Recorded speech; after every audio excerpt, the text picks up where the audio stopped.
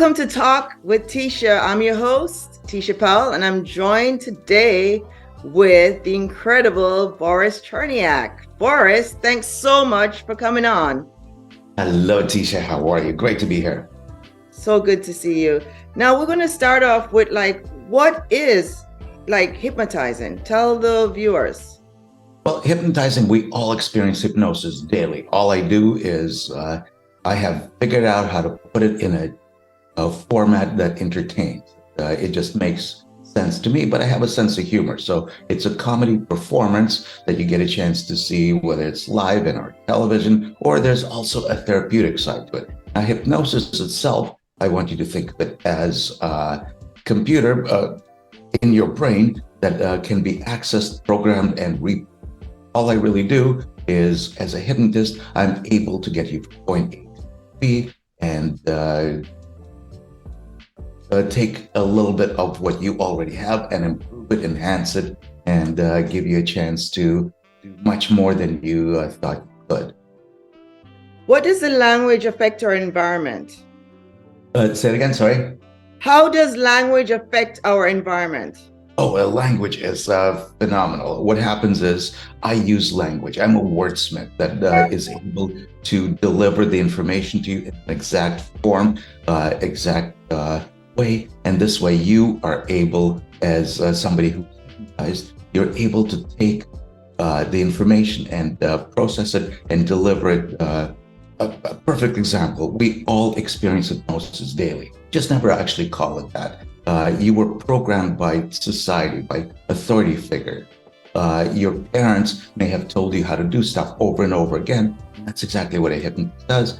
Yet all I do is speed up the process to get you to take it a little bit further where it can be beneficial for your life.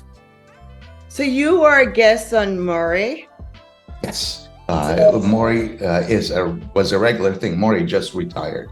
So I'm out of a job. But what I dealt with Maury was unusual fears and phobias. We all have them. Whether you are scared of mice flying, you're scared of large spaces, small spaces, there's always something.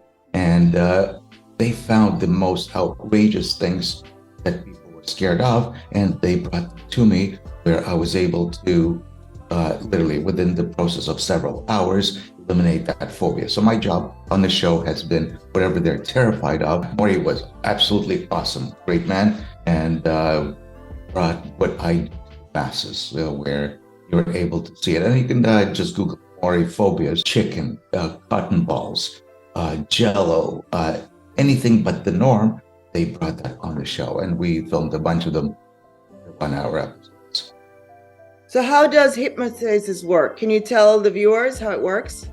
Yes, hypnosis is actually very simple. Like I said, I'm a wordsmith, so I use language to get you from point A to point B, where I'm able to get through to the critical faculty, which is suspended at the time. So through hypnosis, the brain takes everything blindly. And what I do, I'm able to give it a different lens, if you like, to either alter behavior or to do something silly, because on stage, I demonstrate how silly things can be and how you can be programmed to do something that is found very funny by the audience. So basically, I'm a great improv guy that is able to take a moment, give you a situation, and then take it further. I give you an idea. This is how my brain works. I was filming a show called The Casino, which was filmed in Las Vegas, and it's two gentlemen who bought the casino named called The Nugget. And I'm sure you've heard there's a bunch of them all across the country. And in my performance, I give cocktail napkins, which they believe were $100 bills. Wow. So I'm in Vegas. I sent the guy gambling with cocktail napkins where nobody would take his money, as far as he was thinking. But there were actually cocktail napkins. So cameras behind him, able to capture every moment. So that's where the comedy side comes in, where how is it possible that nobody Vegas will take my money? They weren't able to because there were cocktail napkins. So how do you use your knowledge of in your professional life?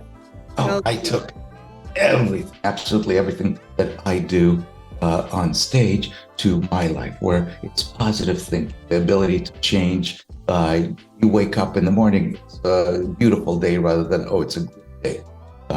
So this is what I tend to do. I am a pessimist rather than, I'm an optimist rather than a pessimist, where I take a phenomenal positive view rather than negative. Can you tell the viewers how comedy and hypnosis work together?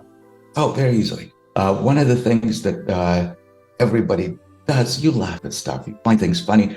As a kid, I grew up comedy and somebody who's a troublemaker and likes to make jokes.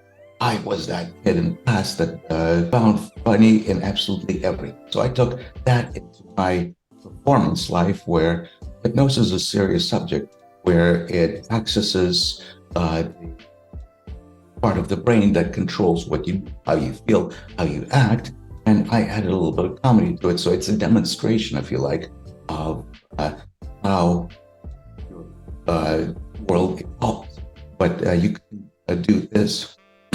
So I actually want you to have more questions after you have seen my show than before. I have in the area, have a beautiful show coming up at a Boca Black Box. I'm in Boca Raton in the next little while. So I will be here. So if you get a chance, come and see the show so you can see it live. Nothing is ever prearranged, because that's what people do. They could be actors. They could be just on. Everything is happening right in front of you at the moment. And it's not just one, it's what is called massive. So many times, and they all interlink. And my job is to tell a story. And so where can viewers hear more about you? Oh, absolutely. The website is incredibleBoris.com. They can also find a bunch of stuff. Just Google Incredible Boris or Boris Hypnotist online. I just finished, wrote a book. You can do. That's my message to the world. That literally what I'm all about. People would say you can't. So it's doing what I do, traveling anywhere from Japan, Amsterdam to Dubai, doing what I do. At first it seemed impossible, but I made it possible.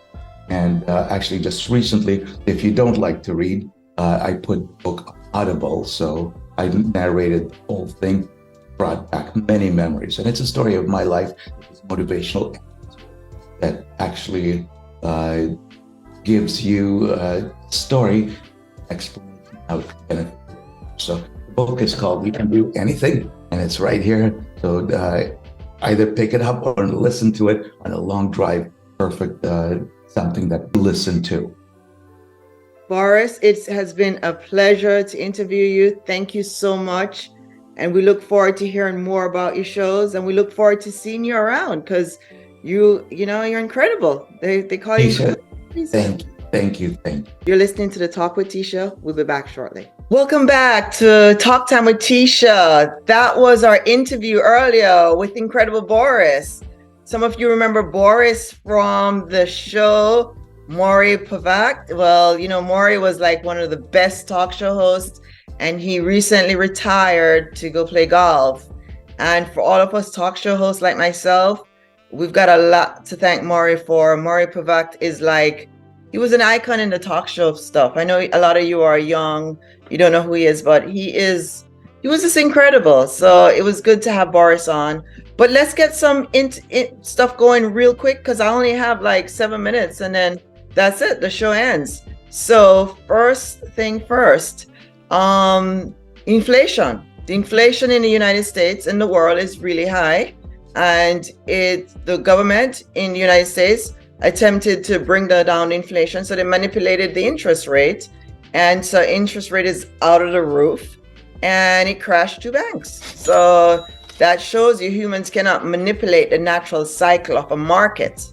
People say, oh, leave capitalism, but capitalism is a natural cycle of the market. Socialism is not the natural cycle of a market.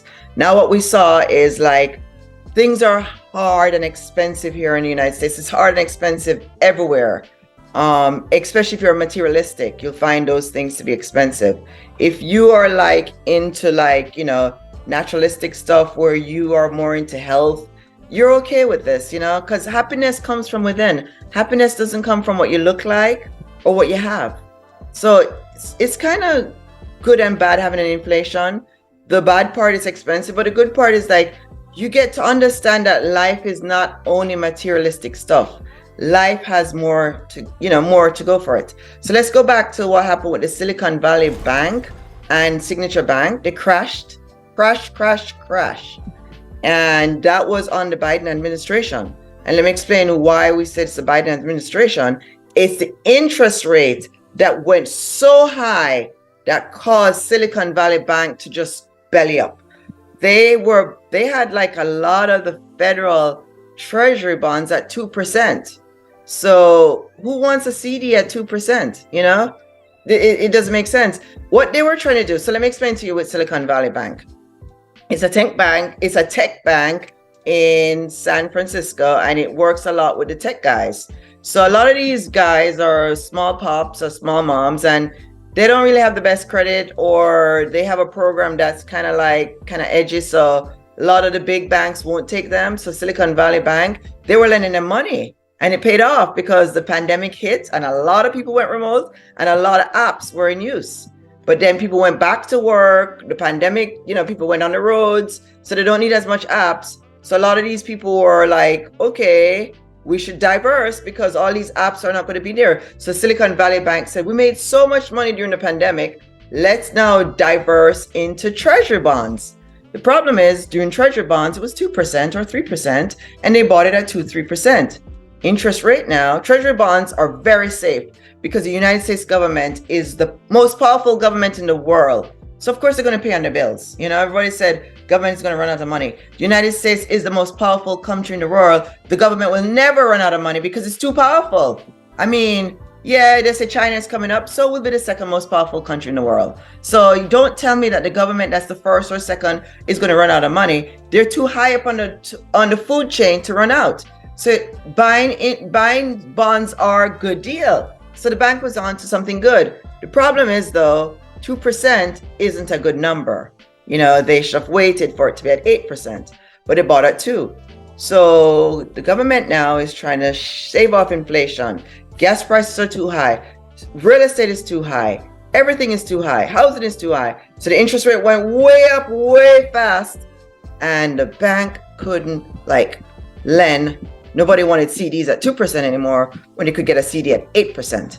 So how do you make money when you can only offer 2% when everybody is offering 8%?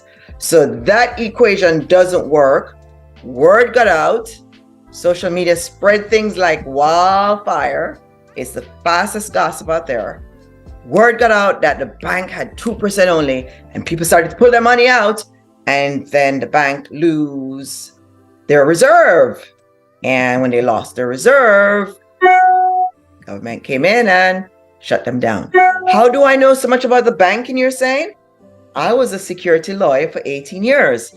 In other words, I worked for Wall Street for 18 years. What is Wall Street? The largest bank in the world. My name is Tisha Powell. I wrote the book, The Homeowner's Guide to Surviving Foreclosure. I have sued JP Morgan, Bank of America, most of the major banks in the United States during the predatory lending days. Remember how they were doing the subprime loans? That is security law. That's how the Dodd-Frank came about, from the subprime loans. So I would say that I was doing security work before Dodd-Frank was, revised.